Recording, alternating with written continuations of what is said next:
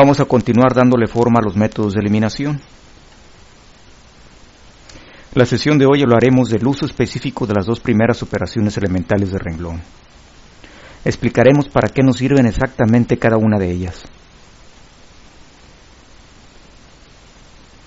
Antes de iniciar con la explicación, debemos aclarar que en lugar de trabajar con el sistema de ecuaciones, estaremos trabajando con la matriz aumentada.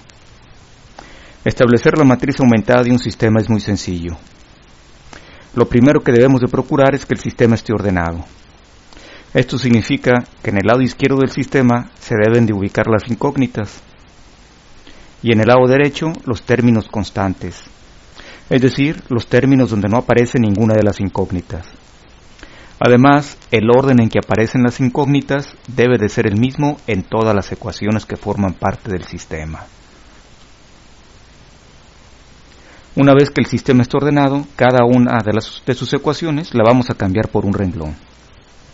En la primera ecuación, los coeficientes de las incógnitas son 3, 1 y menos 1, mientras que el término constante vale 4. Por eso a la primera ecuación le corresponde el renglón 3, 1, menos 1 y 4.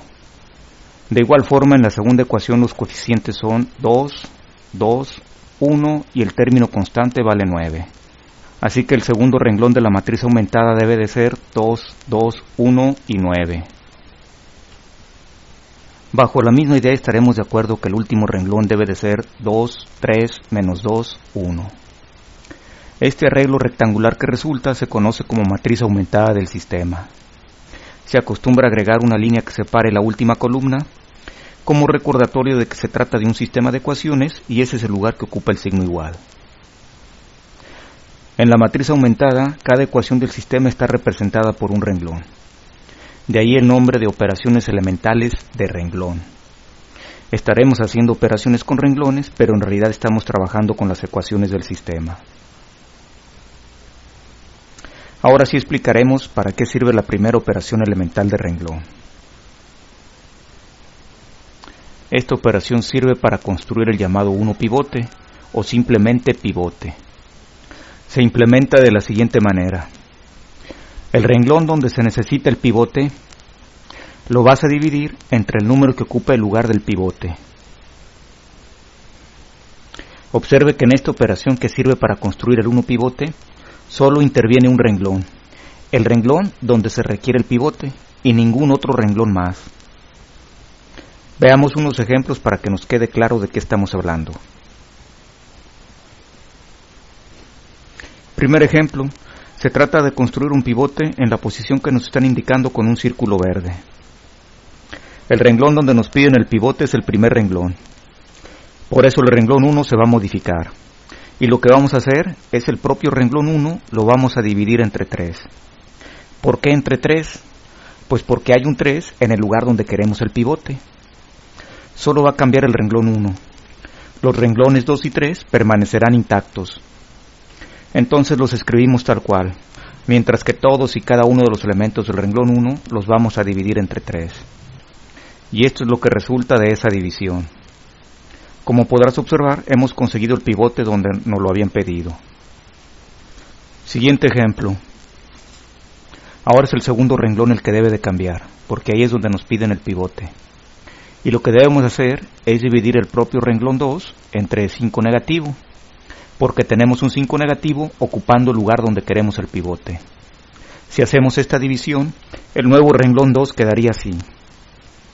El primer renglón no tiene por qué cambiar y el tercero tampoco. Bien, conseguimos el pivote donde nos lo habían pedido. Ahora hablemos de la utilidad de la segunda operación elemental de renglón. Esta segunda operación sirve para construir ceros. Se implementa de la siguiente manera. Se ocupan dos renglones. El propio renglón donde se necesita el 0 y el renglón del último pivote. Solo que el renglón del último pivote, por el número que se encuentre en el lugar donde se necesita el 0, pero con signo contrario. Y tendrás que hacer la suma de estos dos renglones. El renglón donde se necesita el 0 y el renglón del último pivote multiplicado.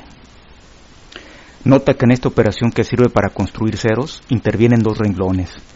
el renglón donde se necesita el 0 y el renglón del último pivote fabricado. Con unos ejemplos aclararemos el procedimiento. Primer ejemplo, se trata de construir ceros por debajo del pivote señalado con un círculo verde. Entonces debemos de construir un 0 en esta posición, donde está el 6. Eso significa que el renglón 3 va a cambiar. Nuevo renglón 3 es igual al propio renglón 3, más el renglón del pivote actual, que es el renglón 2, pero multiplicado por menos 6. ¿Por qué por un 6 negativo? Pues porque el lugar donde queremos el 0 está siendo ocupado por un 6 positivo. Siempre vamos a multiplicar el renglón del pivote por esa cantidad, pero con signo contrario. Bueno, esta es la operación que necesitamos. Ahora solo tenemos que ejecutarla. Se hace de la siguiente manera. Tomamos el tercer renglón, que es este, y el renglón 2 lo multiplicamos por un 6 negativo. Esto es lo que se obtiene. Ahora hacemos la suma. Siempre vamos a sumar. 0 y 50 negativo. Este es el nuevo renglón 3. Entonces lo escribimos. El primer renglón no tiene por qué cambiar y el segundo tampoco. Ve cómo efectivamente conseguimos un 0 debajo del pivote. Segundo ejemplo. De acuerdo al pivote señalado, queremos un 0 en esta posición y en esta otra. Significa que van a cambiar el renglón 2 y el renglón 3. En la operación para el renglón 2 necesitas el propio renglón 2 y el renglón del último pivote, que es el renglón 1, pero multiplicado por un 4 positivo.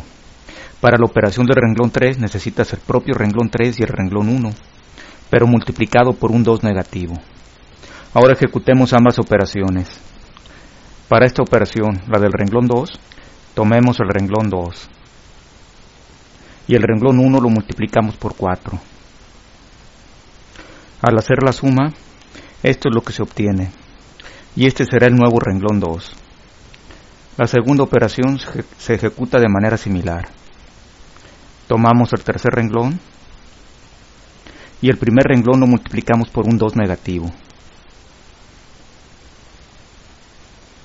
Y después de hacer la suma, esto es lo que se obtiene. Será el nuevo renglón 3. El primer renglón no tiene por qué cambiar. Tenemos un nuevo segundo renglón y un nuevo tercer renglón. Observa que debajo del pivote señalado hemos conseguido los ceros que se nos pedían. Último ejemplo. Ahora nos piden construir ceros por encima y por debajo del pivote señalado. Entonces necesitamos un 0 en esta posición, en esta otra y en esta también. Eso significa que deben de cambiar el renglón 1, el renglón 2 y el renglón 4. El renglón 3 no, porque es el renglón del pivote. En la operación para el renglón 1 ocuparemos el propio renglón 1 y el renglón 3. El renglón 3 lo tendremos que multiplicar por un 4 negativo. Para la operación del renglón 2 ocuparemos el propio renglón 2 y el renglón pivote, que es el renglón 3. Y el renglón pivote lo tendremos que multiplicar por un 3 positivo. Por último, en la operación del renglón 4 ocuparemos el renglón 4 y el renglón pivote 3, que tendrá que ser multiplicado por un 5 negativo. Ejecutemos la primera operación, que es esta. Entonces tomamos el renglón 1 y el renglón 3 lo multiplicamos por un 4 negativo. Y al hacer la suma, esto es lo que se obtiene. Este será el nuevo primer renglón. Ahora ejecutemos la segunda operación. Tomamos el renglón 2 y el renglón 3 lo multiplicamos por 3. Hacemos la suma y esto es lo que se obtiene. Será el nuevo renglón 2. Por último ejecutamos la operación del renglón 4. Tomamos el renglón 4 y el renglón 3 lo multiplicamos por un 5 negativo. Hacemos la suma y este será el nuevo renglón 4. Tenemos un nuevo primer renglón, un nuevo segundo renglón y un nuevo cuarto renglón. El tercer renglón no tiene por qué cambiar. Observe que hemos conseguido ceros por encima y por debajo del pivote señalado. Ya tenemos todo lo necesario para establecer de manera formal los métodos de eliminación. Ya sabemos cómo construir unos pivotes y ceros. Nos falta indicar en qué orden debemos de proceder. En la próxima sesión hablaremos de nuestro primer método de eliminación, la eliminación gaussiana.